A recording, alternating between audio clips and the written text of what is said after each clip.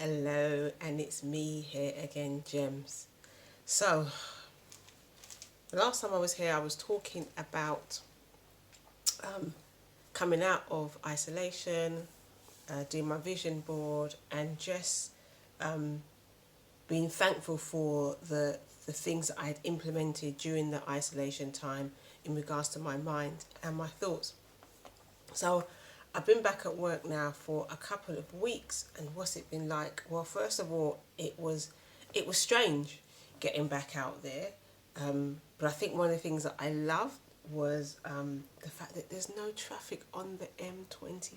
Oh my gosh! If we could stay that way, I would be so grateful. But you know, let's see how that goes. But interestingly, on a serious note, when you make a decision to do something, often you make that decision and you're in a good place, you've made a decision, and everything in you believes that you're going to commit to that. And very few people actually really give any thought to the opposition that's going to happen in that. And when I made the decision early this year to work on certain areas of my mindset, I I visualized the fact that things could get really tough. They could become really challenging. So if you're going to commit to this, you need to make sure that you realize that when your back is up against it, you can perform and push through. And so that's what I used the isolation period for, was to really work on my mindset. And I did it at my own pace. So, there were other people that were like, slaying dragons and climbing mountains and doing all manner of things and developing businesses and finishing books during the isolation period and really pushing themselves. And I remember having to take my eyes off of them and then just realize that the little baby steps that I was making were enough and they were fantastic. And to somebody else, that was me slaying a dragon or climbing up a mountain. So, whatever you're going to do at your own pace. So I went back to work and it was great. It has been great. And I tell you, one of the things that I love the most is it made me realize how much I learnt during the isolation period. See, when I was in it, and I thought, yes, 8 hours in front of your computer, you've got this to do. And I was struggling on some days, and I had to basically what should have taken me a couple of hours was taking me 5-6 hours, maybe some days even the whole 8 hours.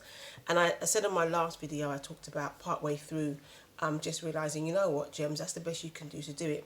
But when I went back to work, that's when the discipline that I had implemented just to stay focused and determined and driven to accomplish that task, whether it took me 2 hours or 8 hours, the point was I instead of allowing my mind to drift and to take me to a place where, oh my gosh, this is too much, this is too hard, oh, let's just sit down for a while, or let's just go out for a walk. Instead of allowing my mind to distract me, I had to really focus and stay disciplined and stay driven.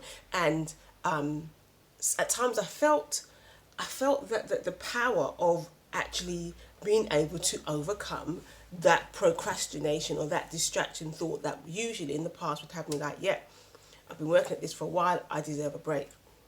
So now I've gone back to work, and it was the first day I went to work and I came home and I got home about 3 o'clock and I was shattered, absolutely shattered. And I knew, right, Gems, once you get in from work, you've got your plans and your stuff that you're working towards. You've only taken this job on for about, for a certain length of time. And so you've got to stay driven and focus on what it is that you're doing. And I remember coming home, I took a nap. And I must have woke up at about 5 o'clock, 6 o'clock, and I was shattered. And here it came. That familiar thing that I didn't even realize was a distraction. And it sounds crazy because I'm pretty alert with stuff like that. But that familiar feeling and emotion, you're tired. You've done a long day. Just leave it until tomorrow. And everything in me just was going like this. Just leave it until tomorrow. And every time I thought about leaving it tomorrow, that's exactly what I was doing. I was feeling like that. And I was just like, and then my process kicked in. My 4-step process kicked in. Recognize the emotion attached to the thought. Think about what you're thinking about. So recognize the emotion. This isn't a good emotion. This isn't a positive, you're tired, put this off until tomorrow. This is a deflated, not good emotion. Think about what you're thinking about. I just don't really feel like doing this right now. That was it. That one thought had everything in me feeling depressed, or well, not feeling depressed, but feeling discouraged and feeling heavy and like. So challenge the thought. Gems, what are you supposed to be doing today? What did you set out to do? Apply the truth.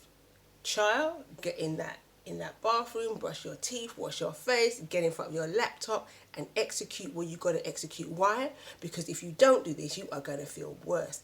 And that's what I did. And I must have been working until maybe about 11 or so.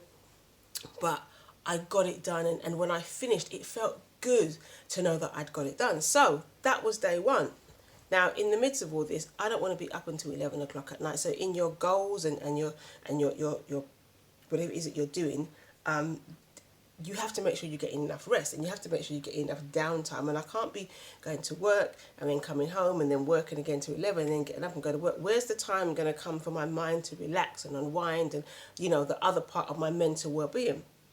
So the next day now, got up to go work, and there was something on my laptop that I needed to do.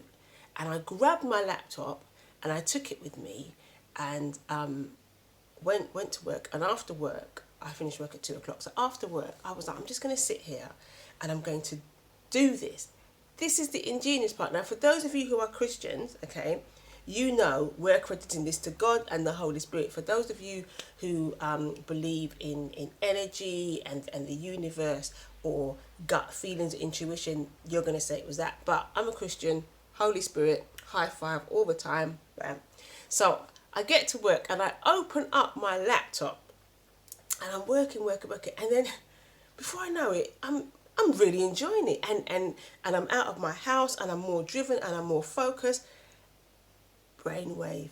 When I finish work at 2 o'clock, I can just stay there and do what it is that I got to do, and then I can come home. So it was just, I'm like, why didn't I realize this before? But this is what happens when you have that focus and you are determined and you are driven in something. I believe that God will show you things. I believe that your mind and stretching your mind and staying focused, different concepts and ideas will come to you to help you to develop and to help you to actually execute that thing. So, you know, here I was, prior to lockdown, I'd go to the coffee shop and I talked about, you know, being able to work without any distractions and be just driven. When I tried to do that at home, mental distractions and so forth. So doing that in isolation was tough, but I pushed through, and I developed a part of me that was disciplined and focused. Coming out of isolation now and returning to work, an opportunity has arisen. Instead of going to work and then coming home, because I can't go to coffee shops yet, coming home and trying to work now and feeling my mind go from being like that when I'm at the house to being like that, stay at work and do it. Just stay at work and do it. So that's what I've been doing. Been getting through so much stuff, being focused, being driven. There was one day when everything was going wrong and I just felt like walking out, just leaving it. And it was like, come on, stay focused. And I just wrote down out of my list 4 things that I needed to get done. Did those 4 things and came home. What's beautiful about all of this is that whether I walk into my house at 8 o'clock in the evening, 6 o'clock in the evening, or 9 o'clock in the evening, because there's one night that I must have got home about 9 o'clock. When I get in, it's downtime. When I get in, it's rest time. When I get in, I can relax. So here it is. I'm getting up at 4:30 in the morning. I'm getting myself together and so forth and having some quiet time with Father. Then at 5 o'clock, I'm leading on a prayer group that I lead in the mornings, and we have soaking sessions and time to pray. And then then I'm making my way into work, and I'm getting into work, and I'm executing my work, whatever it is I'm going to do there. And then after work, I'm executing my own work, okay? 4 hours, 3 hours, whatever it is. And then I get to come home and I get to relax. And then I get to go to sleep, get a good night's sleep, and get up the following day. That is absolutely amazing. Yet before that, because there was no structure to anything that I was doing, it was like the hours would just flow, and I was drifting, and I didn't have any plans, I didn't have any set goals, I didn't break it down to what I was going to achieve that week, that day, and so forth. So I would just be drifting, and I got less done. I wasn't getting no downtime. I was getting frustrated, and I've actually had more time to spend with myself, and when we come out of lockdown, I'll have more time to spend with family and friends, just because of adding structure, discipline, having goals, being determined, and then watching your mind just unlock and find ways that it can fit everything in, so that you have your 24 hours and you achieve the most out of your 24 hours. That has been my big win since going back to work. I'm really, really, really happy about that. I still get, like anybody, get those moments when it's like, oh my gosh, what am I doing? But the 4-step process, oh my gosh, that 4-step process, my best friend, I love it, I love it, I love it. So I'm going to be doing some podcast interviews actually soon. I've got a couple of podcast interviews coming up, and I'm looking for more where I can go into more detail about my 4-step process. And I do have a lot to do, so I'm not promising to do anything yet, but I'm going to be maybe one of my GRG workshops, I will focus on the 4-step process, because I do use that in my spiritual walk and in my everyday walk. So that's me for this week. Look out for my next blog that's coming up. And thank you so much to everybody who's been reading the blogs. And my gosh, your encouragement has really encouraged me to just continue my writing. And it's so good to know that it's actually inspiring you. And if you haven't listened to my first podcast interview, you must listen to it. It's going to be in the link with this post. So just click on that, and that will take you to my first podcast interview, where I'm talking about spirituality and dealing with a crisis from a spiritual point of view. And I do talk about my 4-step process. So have a wonderful afternoon, a wonderful morning, a wonderful day, wherever you are at. And I look forward to catching up with you next time. You can do this. You can do this. If I came out of 35 years of depression, and I am learning to retrain my mind, undo learned behavior patterns, and just get all of my thoughts and stuff lined up with where they need to be there. If I can do that, if I can come through 3 suicide attempts and being at the point of a nervous breakdown, getting ready to stand on a ledge and just jump off of a 9-foot story building, and just to stop the mayhem, the noise and everything in my head. If I can come through all of that, so can you. So can you. And I'm here to tell you that you can. You can, you can, you can, you can, you must, and you will. If I can come through years of hopelessness, thinking that this only happened to other people had success stories, other people overcame things, not me, because you don't know where I am. If I can do that, so can you. God bless you, until we meet again.